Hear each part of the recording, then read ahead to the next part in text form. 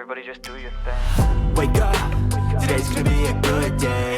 Wake up, today's gonna be a good day. Wake up, today's gonna be a good day. Welcome, fabricators. I was helping a friend recently. They had a particular problem. They've got some incremental copy jobs that are running to be able to load their bronze environment. And then they wanted to run a data pipeline to be able to load their silver environment. But the problem is that sometimes on a copy job, you might have some connectivity issues, especially on-prem, and you get a partial incremental load. Well, that could cause logical corruption when loading bronze to silver.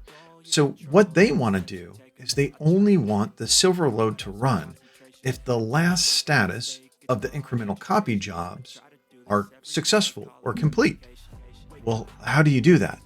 We've got this great monitoring page that shows the status of incremental copy jobs, notebooks, data pipelines, but how do I get that information?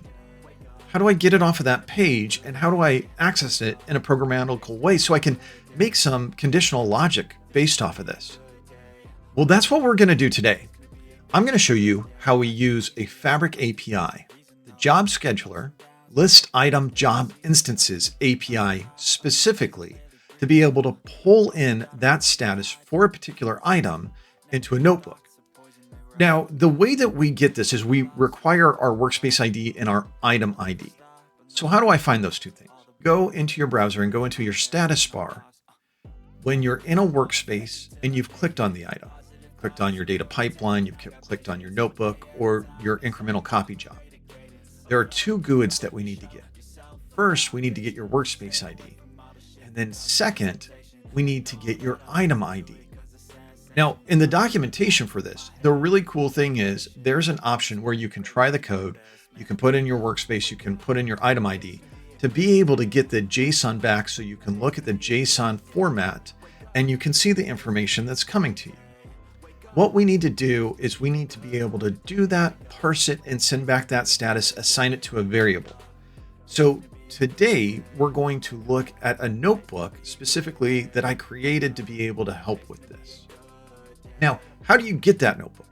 Well, head over to my GitHub page. I've got a repository there called SQL scripts. I know, this is Microsoft Fabric, but all of my early demos were based off SQL, so it's SQL scripts. Underneath there, I've got a Microsoft Fabric folder, and underneath there, I've got a folder named Find Job Status. And under the Find Job Status, if you click on that, you'll get to the Python notebook. All you have to do is download this raw file, and then you can upload it in Microsoft Fabric so that you've got the notebook.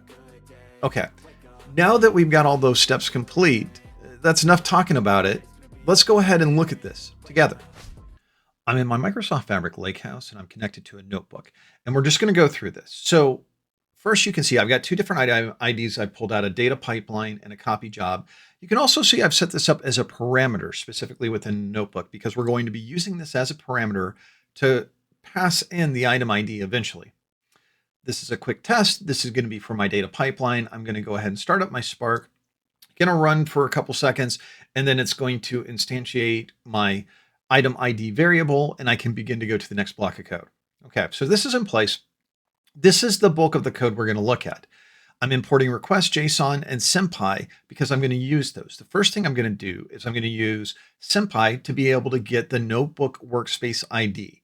Now, if you are trying to run this for an object not in your workspace, you're going to need to change this. You might want to pass that as a parameter.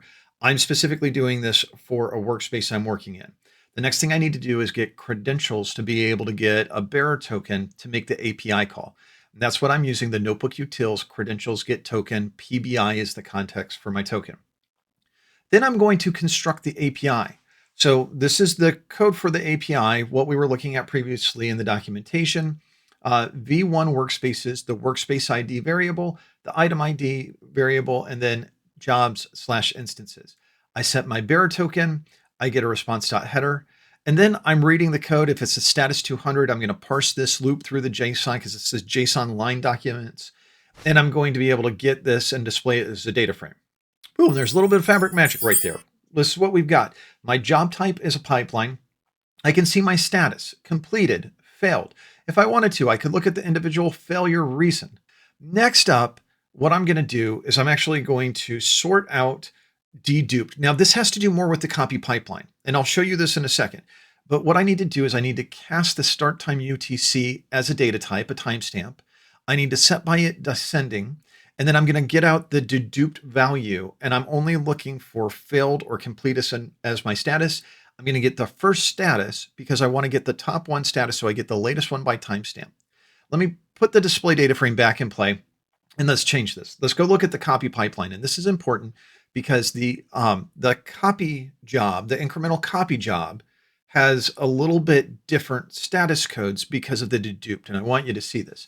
So when you set it up, it sets up a schedule, and you can have it run by default, or you can set it for a different time, but the default setting is every 15 minutes. Well, what is this deduped?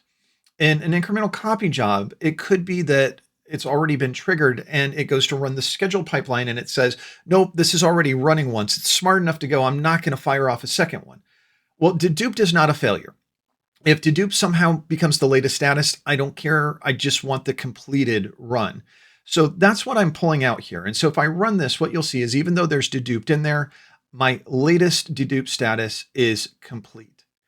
Now, the last line of code, this is the important stuff. Notebook utilis took the place of ms utils. Notebook.exit latest status. And that's what I'm doing. I'm taking that latest status variable that we have, and I'm going to export that so I can use that in a data pipeline to be able to set a variable. So let's go ahead and let's make this ready for us to be able to run this. I'm going to comment out print. I'm going to comment out display df, but you can see I've got different displays in there if you want to be able to troubleshoot it. And then I'm going to get rid of a lot of this stuff. I'm just going to have one item ID, and I'm going to set that as empty because we're going to pass it a parameter. And I'm going to get rid of some of these other comments right here. Now that I've done this, I'm okay to go ahead and create a data pipeline. So let's go back over to our workspace. I'm going to select new item. I'm going to go over and I'm going to select a data pipeline. We're going to make this simple, name it exactly what it is, testing the notebook. We're going to click create.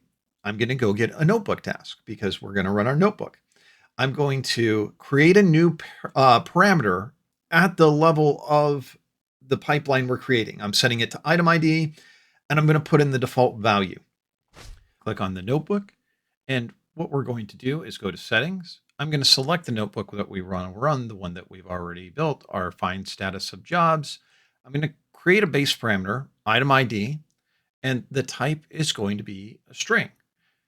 We're going to set this value to the parameter that we've already set in the pipeline. We select on parameters, item ID, and it's going to pass in that value for us.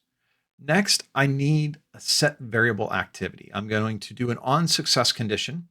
And then what I want to do is I want to name this exactly what it is, something nice and simple. Get copy job status. So that's what we want to do. I'm going to create a variable with a name. Again, simple, keep it what it is, copy job one status.